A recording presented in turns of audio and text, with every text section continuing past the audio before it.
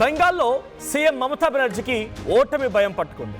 బెంగాల్లో ఈసారి తృణమూల్ కాంగ్రెస్ ఓడిపోతుంది అంటూ పలు సర్వేలు చెప్పడంతో ఆ సర్వే ఫలితాల భయం పట్టుకున్నట్టుంది. అందుకే కోర్టుకు వెళ్ళారు ఆవిడ. కోర్టులో ఏం ఛాలెంజ్ చేశారంటే, ఇక్కడ అంటే బెంగాల్ రాష్ట్రంలో ఎన్నికల ఫలితాలు వెల్లడించేటువంటి రోజున వరకు కూడా సెంట్రల్ సైన్యం అంటే కేంద్ర ప్రభుత్వ అధికారులు, కేంద్రం నుంచి వచ్చిన బలగాలు మొత్తం వాళ్ళే ఉన్నారు. సో కేంద్రం వాళ్ళు ఎందుకు, లోకల్ వాళ్ళు ఉన్నారు, లోకల్ వాళ్ళని వాడుకోవచ్చు కదా అని చెప్పి దీది సుప్రీంకోర్టుకు వెళ్ళింది. అయితే సుప్రీంకోర్టు ఇప్పుడు దీదికి ఒక ఆన్సర్ ఇచ్చింది. ఏమనంటే, మైక్రో అబ్జర్వర్లుగా కేంద్ర ప్రభుత్వ ఉద్యోగులు నియమించడం పైన ఆవిడ అబ్జెక్షన్ చెప్తూ పిటిషన్ దాఖలు చేస్తే ఆ పిటిషన్ను సుప్రీంకోర్టు కొట్టిపారేసింది.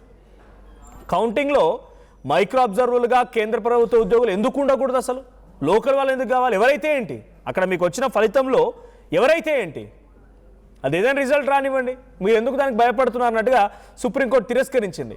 ప్రభుత్వ ఉద్యోగులు విధుల్లో భాగంగానే పనిచేస్తారు, వారికి ఎలాంటి విధేయతలు, ఇష్టాలు, అభీష్టాలు ఉండవని కోర్టు తేల్చేసింది.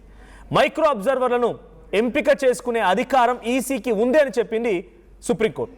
ఇక నియామకం పైన రాజకీయ పార్టీలను ఈసీ అడగాల్సిన అవసరం లేదు అని చెప్పి కోర్టు అంటోంది. ఎలక్షన్ కమిషన్ అనేది సర్వోన్నత ఒక అధికారం ఉంది, విశేష అధికారాలు ఉన్నాయి, రాజ్యాంగబద్ధంగా నడిచేటువంటి ఒక సంస్థ అది. సో ఈ నేపథ్యంలో వారిని క్వశ్చన్ చేసే అధికారం ఏ రాజకీయ పార్టీ కూడా లేదు. ఎలక్షన్ కమిషన్ ఎవరు నియమించాలి, ఎలా పనిచేయాలి అని మీరెవరు చెప్పడానికి?